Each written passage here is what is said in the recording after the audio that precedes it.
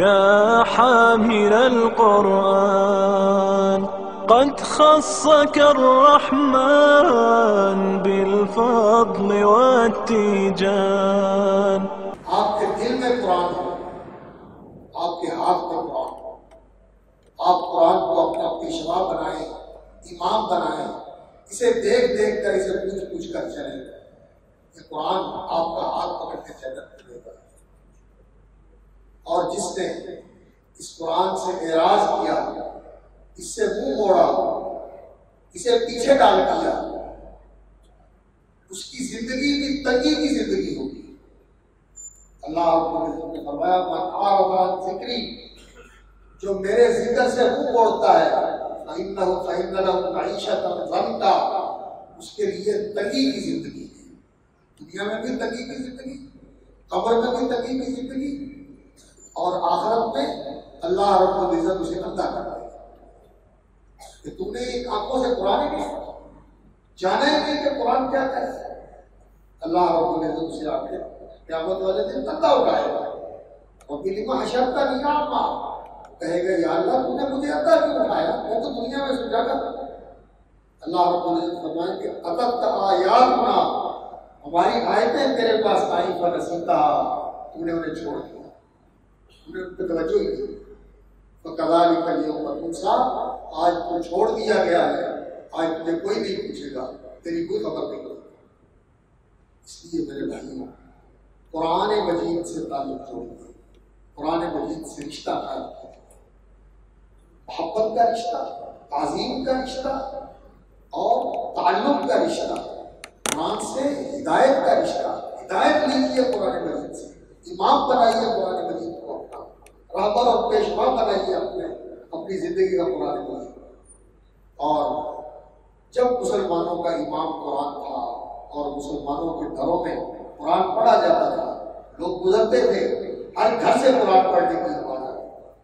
آج گھروں میں گزرے یا تو خاموشی ہے اور یا پھر موسیقی ہے، یا گانے ہیں، یا لغویات ہیں، لطیفے ہیں، لچر اور فضول واہیات قسم کی چیزیں کان سے لگی ہوئی سامنے چل رہی. قرآن سے لگا ہوئی. میرے بھائیوں اور میری بہنوں اور میرے بیٹوں اور میری بیٹیوں، اپنی زندگی کے اندر تبدیلی لائیے، اس قرآن کے ساتھ تعلق جوڑیے. یہ اللہ رب العزت نے تمہارے پاس ایسی چیز بھیجی ہوئی ہے کہ اس کے ساتھ تم اللہ کے ساتھ جڑ سکتے ہیں، اللہ کے ساتھ تمہارا ڈائریکٹ کنیکشن جڑ سکتا ہے. اور پھر انسان جو ہے اللہ رب العزت سے دور رہے. اس کنیکشن کے ہوتے ہوئے، اس لنک کے ہوتے ہوئے انسان اللہ کے ساتھ نہ جڑے اور اللہ رب العزت سے ٹوٹا رہے اور کٹا رہے، تو پھر انسان کی کتنی بڑی معلوم ہے. اور قرآن مجید کو اللہ رب العزت نے اسی لیے اتارا ہے کہ ہم اس سے ہدایت کریں.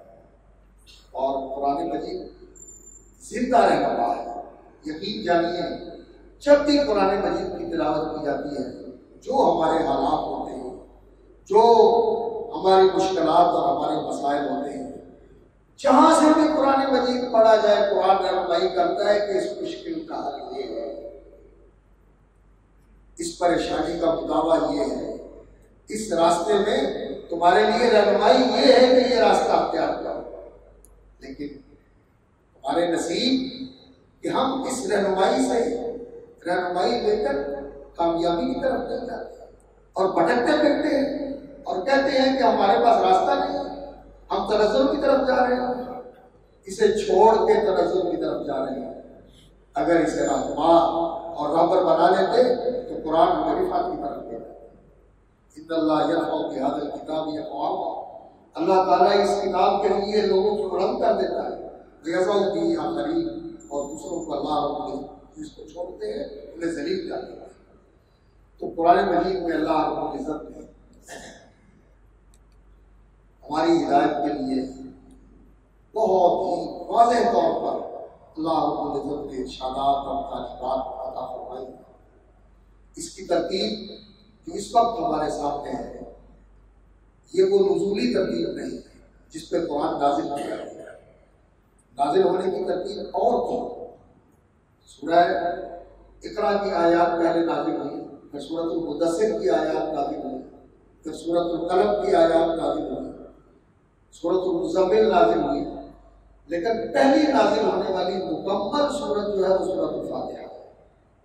اور یہ سورت ایسی عظیم شان سورت ہے کہ رسول اکرم صلی اللہ علیہ وسلم نے حضرت ابی بن کعب سے کہا تھا کہ اس جیسی سورت تورات میں نہیں، انجیل میں نہیں، زبور میں نہیں، قرآن میں بھی اس جیسی کوئی سورت نہیں، ایسی عظیم شان سورت ہے۔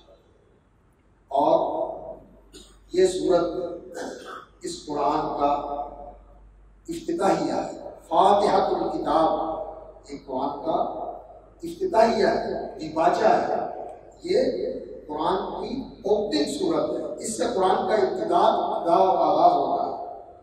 اور اس میں اللہ رب العزت نے انسان کو سکھایا ہے، یہ انسان کی زبان پہ اللہ رب العزت نے یہ سورت اتاری ہے کہ تجھے کس طرح اللہ رب العزت سے مانگنا چاہیے۔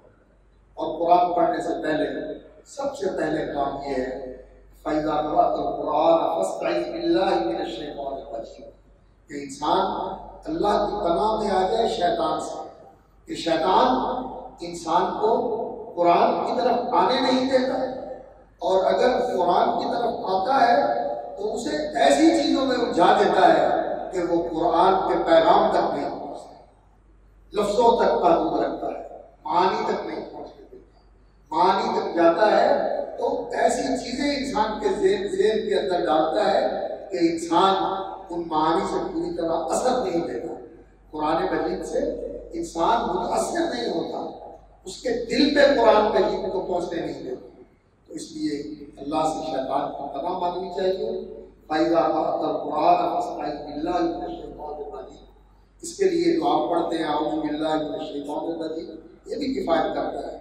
اور بہتر ہے اعوذ باللہ السمیع العلیم من الشیطان الرجیم من ہمزہ ونفخہ ونفثہ، یہ پڑھا جائے کہ میں اللہ کی پناہ میں آتا ہوں شیطان مردود سے، من ہمزہ اس کی کچوکے سے، وہ کچوکا لگاتا ہے یعنی انسان کا گلا گھوٹ دیتا ہے، انسان کا گلا گھوٹ دیتا ہے، من ہمزہ ونفخہ، اور اس کی پھونک سے انسان کے اندر بڑائی اور تکبر پیدا کر دیتا ہے، ونفخہ، اور اس کی اس اللہ اکبر کلام سے جو شعر اور غنا کی شکل میں انسان کے کان میں ڈال کے اس کو قرآن سے غافل کرتا ہے۔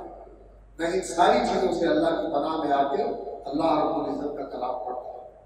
اور پھر بسم اللہ الرحمن الرحیم، یہ آغاز ہے قرآن مجید کے پڑھنے کے لیے کہ آپ اس پہ اپنے رب کا نام لے کر پڑھیے کہ اس نام میں بڑی برکت ہے۔ اللہ کا نام یہ سب سے برکت والی اور عظمت والی چیز ہے، اس کے برابر کوئی چیز نہیں ہے۔ اور اللہ وہ ذات ہے الرحمن الرحیم جو رحمتوں کا منبع ہے، سب سراپا رحمت ہے، رحمت ہی رحمت ہے، اور انسان اللہ کی رحمت کا محتاج ہے، اپنے ہر کام میں اللہ رب العزت کی رحمت کا محتاج ہے، اپنے وجود میں، اپنی بقا میں، اپنی زندگی کے تمام معاملات میں اللہ رب العزت کی رحمت کا محتاج ہے کہ اسی کے ساتھ راضی ہے۔ اور پھر انسان اللہ کی تعریف کرتا ہے الحمدللہ رب العالمین، اور تعریف کا حقدار اگر کوئی ہے تو وہ صرف اللہ رب العزت۔ کمال، خوبی، حسن و جمال اگر ہے کامل اور مطلق اور ایسا کہ جس میں کسی کمی کا شائبہ ہی نہیں ہے تو وہ صرف اللہ رب العزت کے لیے الحمدللہ رب العالمین۔ اور وہ سارے جہانوں کا پالنہار ہے، اور اس کائنات کے اندر انسان، یہ پوری کائنات، اس میں یہ انسان یہ بھی ایک جہان ہے۔ تو اللہ رب العزت پوری کائنات کا خالق اور فرما روا بھی ہے اور پالنہار بھی ہے اور انسانوں کا پالنے والا بھی ہے۔ اور انسان کی پرورش کے لیے اللہ رب العزت نے کیا خوبصورت انتظام کیا ہوا ہے کہ آسمان سے لے کر زمین تک اور زمین کے نیچے سے لے کر اتنی چیزیں ہیں جو اللہ رب العزت نے انسان کے لیے مہیا فرمائی۔ الرحمن الرحیم، اور وہ اپنی ذات میں بھی سراسر مہربان ہے اور اپنے بندوں کے اوپر بھی رحم فرمانے والا ہے، وہ مہربان بھی ہے اور رحم کرنے والا بھی ہے۔ مالک یوم الدین، اور وہ روز جزا کا مالک ہے۔ قیامت کا دن اللہ رب العزت نے یہ سارا کچھ انسان کے لیے پیدا کر کے اور اس کی پرورش کر کے اس کو ایسے تو نہیں چھوڑ دیا کہ ان نعمتوں کو جیسے مرضی استعمال کر، شکر گزاری کر یا ناشکری کر اور پھر تجھے پوچھے ہی نہ۔ نہیں، اللہ رب العزت نے جزا کا دن رکھا ہوا ہے جس دن انسان سے پھر حساب لیا جائے گا کہ تم اللہ کی نعمتیں حاصل کر کے اللہ کا شکر کر کے آیا ہے کہ اللہ کی ناشکری کر کے آیا ہے۔ شکر گزاروں کو اس کا بدلہ ملے گا اور ناشکروں کو اس کی سزا ملے گی۔ اور پھر انسان اللہ سے عہد کرتا ہے یا کا نعبد و یا کا نستعین، اے اللہ تیری عبادت کرتے ہیں اور تجھی سے مدد مانگتا ہے۔ یہ بندہ اللہ کے ساتھ عہد کرتا ہے کہ میں تیری عبادت میں زندگی گزاروں گا اور میں فقیر اور محتاج، عاجز اور بے بس ہوں، اپنے سارے کاموں میں تجھی سے مدد مانگوں گا۔ عبادت صرف اللہ کا ہے، صرف ایک اللہ کی عبادت کرنی ہے، اور یہی انسان کی زندگی کا مقصد ہے کہ وہ اللہ رب العزت کی عبادت کرے۔ کیا کرنا ہو، اللہ نے انسان کو پیدا اس لیے کیا ہے کہ وہ اللہ رب العزت کی عبادت کرے۔ یہ اللہ رب العزت کا حق ہے کہ انسان اللہ کی بندگی اور عبادت کرے، کسی کو اس کے ساتھ شریک نہ کرے۔ عبادت کا معنی کیا ہوتا ہے؟ عبادت کا معنی یہ ہوتا ہے کہ انسان سب سے بڑھ کر اللہ رب العزت سے محبت کرے اور عجز و نیاز، تذلل و خضوع کے ساتھ اللہ رب العزت کی غلامی اور فرما برداری اختیار کرے۔ یہ ہوتی ہے عبادت۔ انسان کی محبتوں کا مرکز، چاہتوں کا مرکز اللہ، اور انسان کی عاجزی، نیاز مندی، بندگی، تذلل، خضوع، فروتنی، انکسار، ان سب کا حقدار اللہ رب العزت۔ اور انسان کمزور ہے، خلق الانسان ضعیفا، انسان اللہ کی مدد اور اس کے سہارے کے بغیر کچھ نہیں کر سکتا۔ ایاک نستعین، اپنے ہر کام میں تیری مدد چاہتے ہیں، اصل مددگار اللہ رب العزت۔ تو پھر اس کے بعد جو انسان کی سب سے بڑی ضرورت ہے، رہنمائی، قدم قدم پہ انسان کی رہنمائی، یہ انسان اللہ رب العزت سے مانگتا ہے۔ اہدنا الصراط المستقیم، رہنمائی دو طرح کی ہوتی ہے، ایک بتا دیا جائے کہ راستہ یہ ہے، اور دوسرا یہ کہ بتانے کے ساتھ توفیق دے کے اس راستے پہ چلا دیا جائے۔ یہ دونوں رہنمائیاں انسان اللہ سے مانگتا ہے، اور اس کے ساتھ ایک اور رہنمائی بھی ہے کہ جس راستہ جو راستہ دکھایا ہے اور جس پہ چلایا ہے اس پہ قائم رکھے، استقامت بخشے۔ یہ اللہ رب العزت سے انسان سوال کرتا ہے، اہدنا الصراط المستقیم صراط الذین انعمت علیہم، اور اے اللہ وہ راستہ دکھا جن پر تیرا انعام ہوا ہے۔ انعام یافتہ کون ہے؟ انعام یافتہ اللہ کے نبی ہیں، اور نبیوں کے سچے پیروکار وہ صدیق ہیں جو نبیوں کی پیروی کرنے والے ہیں، اور وہ لوگ ہیں جو اللہ کے دین کے گواہ ہیں، اللہ کے دین کی گواہی دیتے ہیں۔ شہداء وہ اپنی جان دے کر بھی اللہ کے دین کی گواہی دیتے ہیں اور اپنی زندگی گزار کے بھی اللہ کے دین کی گواہی دیتے ہیں۔ یہ لوگ ہیں انعام یافتہ، اور نیکوکار جو ان کے پیچھے چلنے والے ہیں، جو ان کا ساتھ دینے والے ہیں، ان لوگوں کا یا اللہ راستہ نصیب فرما۔ غیر المغضوب علیہم ولا الضالین، ان لوگوں کا راستہ نہیں جنہیں پتہ ہے اور پتہ ہونے کے باوجود انہوں نے وہ راستہ چھوڑ دیا۔ علم ہے لیکن مانتے نہیں، اس راستے پہ چلتے نہیں۔ اس کی مثال یہودی ہے، جن کے پاس علم ہے لیکن اس کے باوجود وہ دین کے راستے پہ، ہدایت کے راستے پہ نہیں چلتے، غلط راستے پہ چلتے ہیں۔ اور غلط، اور نہ ہی ان لوگوں کا راستہ جنہیں پتہ ہی نہیں، وہ جہالت کے اندر اور گمراہی کے اندر بھٹکتے پھرتے ہیں۔ اس کی مثال وہ عیسائی ہے جنہوں نے تورات کو چھوڑ دیا، تاریخی طور پر تورات کو باقی رکھا کہ وہ تاریخی ایک دستاویز ہے ان کے پاس تاریخ کو معلوم کرنے کے لیے، لیکن اس کے احکام، اس کی شریعت اور اس کی تعلیمات وہ کہتے ہیں یہ ہمارے لیے حجت نہیں۔ ہماری شریعت اور ہمارا دین، ہمارا پوپ اور جو پادری ہیں یہ ہماری شریعت وضع کریں گے۔ پال نے ان کے لیے ایک ایسا دین وضع کر دیا کہ تورات کی شریعت سے ان کا رشتہ توڑ دیا، اور پھر ان پادریوں کے بنائے ہوئے دین کے وہ پابند ہیں۔ آج بھی ان کے پادری ہی ان کے لیے دین و شریعت وضع کرتے ہیں، اور پھر اس کے نتیجے میں اس دنیا کے اندر جو گمراہی پھیلی ہے اور جو اتنا بڑا انقلاب آیا ہے مارٹن لوتھر، جس نے عیسائیت کے خلاف میں بغاوت کر کے، کہ وہ پادریوں کا بنایا ہوا دین، اس کے خلاف اس نے بغاوت کر کے عیسائیوں کو دین کا باغی کر دیا، اور آج اللہ اکبر پوری دنیا کے اندر یہی فکر غالب ہے، اور اس فکر کی وجہ سے دین سے بیزاری، دین سے لاپرواہی، دین سے دوری، یہ پوری دنیا کے اندر چھائی ہوئی ہے۔ اور جو اس وقت دنیا کی سپر پاور ہے، جو دنیا کی مقتدر قوتیں ہیں، وہ اسی فکر کو پوری دنیا کے اندر پھیلانے کے لیے لگی ہوئی ہے، اور جہاں دین کی بات کی جاتی ہے، جہاں دین کو غالب کرنے کی اور زندگیوں کے اندر دین کو لانے کی بات کی جاتی ہے، اس کا راستہ ہوتا ہے، اس کا راستہ ہوتا ہے کہ زندگی میں دین نہیں آئے گا، دین کے مطابق عدالتیں فیصلے نہیں کریں گی، دین کے مطابق معیشت اور تجارت کو چلایا نہیں جائے گا، دین کے مطابق لوگوں کی زندگی کو ترتیب نہیں دیا جائے گا، دین کو صرف بسط تک محدود کر دو، نکاح اور طلاق تک محدود کر دو، اس میں بھی مداخلت کرتے ہیں، اس میں بھی ایسے قوانین بناتے ہیں کہ چھوٹی عمر کے اندر شادی نہیں کی جا سکتی، اتنی عمر جو ہے اس کے لیے ضروری ہے، وغیرہ یہ قانونی طور پر جرم ہو جائے گا، اس طرح کی مداخلتیں کرتے ہیں۔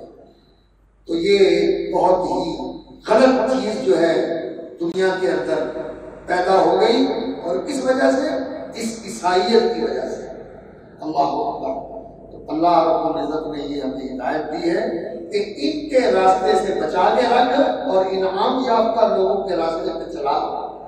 مانگتے تو ہم یہ ہیں، لیکن شعوری طور پر مانگیں، اور دل کی گہرائی کے اندر یہ بات ہو کہ یہ مغصوب ہے لوگوں کے راستے پہ نہ چلا، اور یہ بھٹکے ہوئے لوگوں کے راستے پہ نہ چلا، یہ اللہ رب العزت سے دعا مانگے، اور پھر انسان اپنے تمدن میں، اپنی معاشرت میں، اپنی تجارت میں، اپنی سیاست میں، اپنی حکومت میں، اپنی قانون سازی میں، اپنی عدالتوں کے فیصلے میں، اپنے گھروں کے بنانے میں، اپنے کاروبار کے چلانے میں، سارے ان کے کام ان کے طریقوں کے اوپر چلتا رہے، اور مانگے یہ کہ اہدنا الصراط المستقیم۔ یہ تضاد اور یہ تناقض اور یہ بے رحمی، یہی ہے ہمارے زوال کا سبب۔ ہم پڑھتے تو ہیں سورہ فاتحہ اور مانگتے تو ہیں اللہ رب العزت سے ہدایت، لیکن اللہ سے ہدایت مانگتے اور پھر راستہ چلتے ہیں یہودیوں کا، راستہ چلتے ہیں عیسائیوں کا، حکومت کرتے ہیں ان کے طریقے کے اوپر، قانون بناتے ہیں ان کے، معاشرت ہماری ان کے مطابق، معیشت ہماری ان کے مطابق، اور سیاست اور حکومت ہماری ان کے مطابق، اور مانگتے ہیں اللہ رب العزت سے اہدنا الصراط المستقیم۔ میرے بھائیوں یہ تضاد ہے، اور اسی تضاد نے آج مسلمانوں کو یہ دن دکھائے۔ اللہ رب العزت سے ہم دعا مانگتے ہیں کہ اللہ ہمیں ویسا ہی بنا دے جیسا تو چاہتا ہے، ہمارا باطن بھی سیدھا کر دے اور ہمارا ظاہر بھی سیدھا کر دے۔ آمین یا اللہ، یہ ہماری دعا قبول فرما دے۔ اور سورہ بقرہ یہ تو قرآن مجید چوٹی ہے، قرآن ہے، سب سے عظیم الشان سورت ہے۔ انشاءاللہ العزیز اس کا جو خلاصہ ہے وہ انشاءاللہ اپنی طرف سے عرض کریں گے۔ آج تو آپ نے سورہ فاتحہ ہی سنی ہے، اور سورہ فاتحہ ہی اللہ تعالیٰ ہمیں سمجھا دے تو یہ القرآن ہے، پورا قرآن اس کے اندر آ جاتا ہے، سارا قرآن اپنی جگہ پر اور سورہ فاتحہ اپنی جگہ پر، پورے قرآن کی تعلیم کا نچوڑ ہے۔ اللہ تعالیٰ ہمیں اس کی سمجھ دے، اور اللہ رب العزت اس کا فہم و شعور عطا فرمائے، اور اس کے مطابق اللہ تعالیٰ ہمیں اپنی زندگی کو چلانے کا توفیق عطا فرمائے کہ انعمت علیہ، انعام یافتہ لوگوں کی راہ پہ چلا دے۔ سبحان ربک رب العزت عما یصفون۔ يا حامل القرآن قد خصك الرحمن بالفضل والتيجان